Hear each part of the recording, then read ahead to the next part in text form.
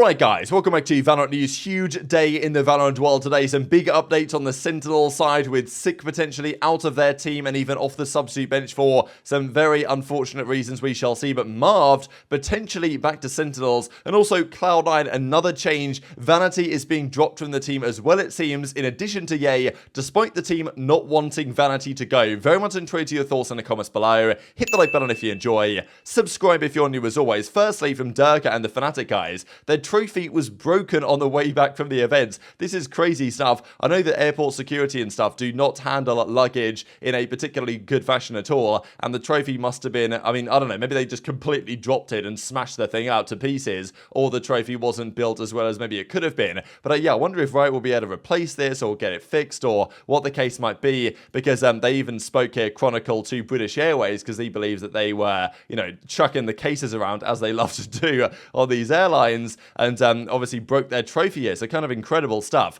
British Airways commented, Tony comes back and says, we'll look into it, get some more details, and Unity's like, yeah, come on Tony bro, sort the boys out, come on, like get it done. So yeah, we'll see about that one, but unfortunate storyline for those guys, but they still won the event at the end of the day, and they'll still get the prize money as a result. Just this as well that you guys might find interesting here. So this is of course Gecko, his new like wingman thing that comes to plant the bomb. If you put a sage wall in front of it, wingman will just go right through. Like, he's not stopped by much stuff actually. Like, wingman goes through a lot of things, so like if you just let him loose and there's a sage wall in the way, it doesn't matter, he will break that thing down and come into the bomb at all costs. So I just thought that was quite interesting to note. Speaking of some rostermania rumors, we'll see here in a second. Earth reckons he's got a team announcement coming soon, so we'll see about that one. But also, this was the big and really unfortunate news of yesterday that well, I was wondering, why has SicK taken a break from social media? Because he was going wild on socials for several days, and then he kind of went radio silent on social media, and I wondered, oh, you know, finally he's taken a break and he's going to chill out a little bit and maybe his friends have talked to him. But it turns out not the case. The reason why he took a break from socials is because he was in jail. So we saw the clip. I might have shared the video a few days ago where he went into this Ferrari dealership, and there was the audio of them basically trying to get him out of the dealership, and the police were apparently on the way and all this stuff. And I thought it was, you know, not going to be too much of a big deal, but he was apparently charged with criminal trespassing in a Ferrari dealership. So you know, it's a class B misdemeanor. He's held on bond for $5,000, and I think like okay, and people were saying it's Texas, it was on a weekend, and that kind of makes it a very difficult chance for you actually to get out of there, right? Because like they'll usually just lock you up, and you know, they might come back on Monday or whatever. Full details are here. He's currently being held at Collin County Jail in Dallas, Texas. Could face a fine of up to $2,000 or a jail term of up to 180 days. Like I mean, we'll see what happens here, but yeah, it seems like it was a Ferrari car dealership. He made that tweet on his public account when he was basically asked to leave. He refused to leave. An employee requested that he leave the premises, and he then obviously called the company disrespectful. The police were then involved and all this stuff. They also put a mugshot as well of you know, him in the article. So it's an unfortunate and sad state of affairs. We know that players like ShahZaM and others were trying to reach out to SicK to get in touch and to try and hope he's getting better. And I even think Kaide messaged him, but then like he put her tweets on, he put her DMs on Twitter to basically call her disrespectful and stuff. So yeah, I don't know. It's a really sad state of affairs. But, you know, hopefully SicK will be able to be released and will maybe take the break that he clearly needs and get the help that he needs. And I believe that Sentinels are looking to do so. But, of course, as a result, he's being suspended from their team, right? Because he's on their bench, and there's seemingly good reasons why the starting team didn't want SicK around them during their practice where they were trying to prepare for their event of the lock-in. And, of course, Sentinels are going to force him to do certain sorts of training. But, you know, him being released from the team or suspended, and you can't imagine SicK isn't in a state to be, you know, a player, even a substitute player for a team in the professional league. So he'll be suspended and potentially, you know, let go by Sentinels at some point. We'll see what they decide to do over time. But therefore, Sentinels need a substitute player, and the player they are targeting is Marved. Now, this is interesting for a couple of reasons because of the drama that there's been with TenZ over the years, but Marved is, as with Ye, probably one of the two like hottest prospect free agents on the market that most teams want to get. Now, I thought the other day, I mean, we heard rumors, right, that Marved was in discussions with Cloud9, but they wouldn't meet his salary requirements. And we'll see how that's even a more interesting story than you might think in a couple of minutes' time. But Marved, we showed a clip on stream where he said, actually, based on his discussions, he might be on a team soon. And, you know, I thought, okay, maybe he's dropping his salary requirements, or maybe Cloud9 are coming up to his salary requirements or whatever, right? And he was going to join them because one of the team was making changes. But now it makes sense sense. If SicK is gone from the bench of the Sentinels, then Marved joining said bench, and he was meant to join Sentinels, I believe, anyway during the offseason. That then didn't happen for various reasons. But, you know, obviously the Brazilian thing started to occur and they brought those guys in from Loud. But maybe this is what Marved was getting at. Actually, Sentinels Marved is coming relatively soon as well. So we'll see if that happens, what the circumstances are, because when Marved mentioned the possibility on stream the other day, he said it's not guaranteed, but, you know, based on discussions, he might well be back on a team. This might be what he was talking about. Also, some other rostermania things around the world. Something, a player from, I believe, the Russian scene, one of the most, you know, promising players in that league so far, is getting trialed with PaperX. Whether this is as a starter or whether it's a substitute for now, we'll see. But at PaperX, after a poor performance getting bodied by Cloud9 at the first lock-in event,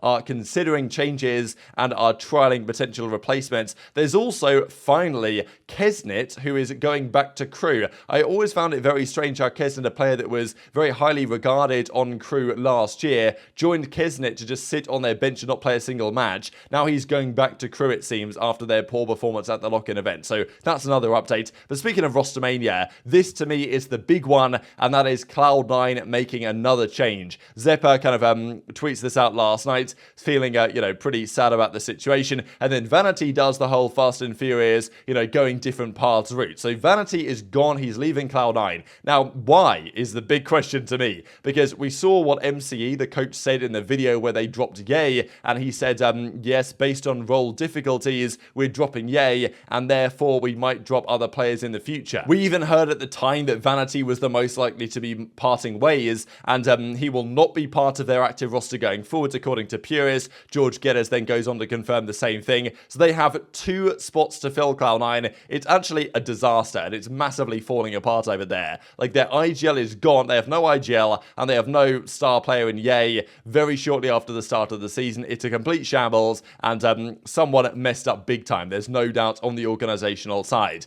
Now, the remarkable thing about this is that according to George Geddes, his teammates want him to stay, but he's going anyway. And this is why the question of money, in my opinion, comes up yet again, is because if the team and the players around Vanity want him to stay on the team as their in-game leader, then why would Cloud9 drop him, right? Because clearly the team wants Vanity, those players want Vanity to stay as their in-game leader, so it's easier for Cloud9 just to keep him rather than drop him and find a new in-game leader where they have to go to a lot of effort. Unless, of course, money is again a concern, because if they dropped Yay for money, which they basically did, they don't say they did, but let's be honest here, that's probably the reason why they ended that contract and cut it short, and Yay is now a completely unrestricted free agent. They didn't even try and sell him to anyone else because they'd still have to pay a salary, I suppose, if that was the case. So that contract's at an end. And, you know, do you think they would just do that and leave the other players on the salaries they're on? Or would they say, hey, re-sign a new deal for less money because we can't afford you? And either Vanity was like, I'm not doing that, or Cloud9 just straight up said, like, yeah, this is how it's going to be. We're going to sign someone else for less money, and this is how it is. So, and again, I feel like money's got to be involved in this, especially because they're not willing to pay any buyouts for any players signed. They're going to get exclusively free agent players, and Vanity was, okay, you could argue whether he's a valuable piece or not to the team. Some would have their opinions on that, but he's obviously an accomplished player to a certain extent. His teammates liked him and wanted him to stay, but for various reasons, basically Cloud9-esque reasons, he's going to be gone. Either they've dropped him,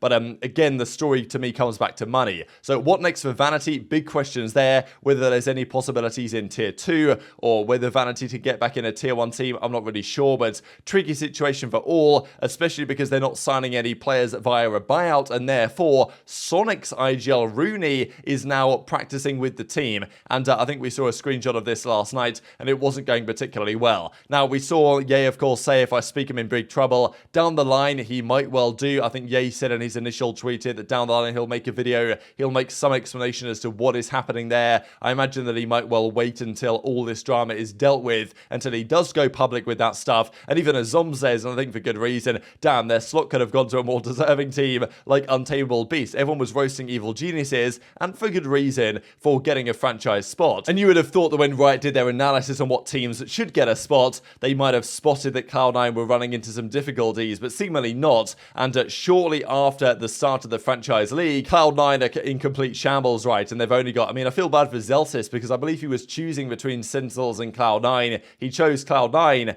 and it's obviously not worked out too well well from either. So Leaf and Zephyr and Zelsis is still there. They're looking for 2. Rooney might be their new IGL. They might be looking for another one as well. They've got a few weeks to figure this out, but last night it was seen that they were practicing against the guards, and they were down 13-2 against the guards with this new player Logan. Logan might be their intended replacement here for, obviously, Yay. And this, I believe, is Logan, because you guys can see the same O with the, I don't exactly know what you call this when you've got the O with the line through it, but it's the same thing, this O here that you guys can see in this image if we actually zoom in. Like, this O here is the same thing. So apparently it's this player who's like a free agent Valorant duelist. He's probably pretty good, but he's probably not quite Yay at the same time. So, man, Cloud9, complete disaster going on there. Also, unfortunate confirmation here from Timothy, Mr. Funhaver, but also from the Turtle Troop side that Pancakes is going to be gone. So we know that Ada was meant to go to Evil Geniuses as their 10th player, but unfortunately the guys on Turtle Troop need to maintain 3 of their 5 players they qualified with, and therefore Pancakes, who was a brief fill-in for Ada, can't be there. Ada's coming back, and Pancakes had a chance, but unfortunately it was taken away effectively by Evil Geniuses messing people around. But very much enjoyed your thoughts on all this stuff in the comments below. Hit the like button if you enjoyed, subscribe if you're new, take care, and I'll see you next time.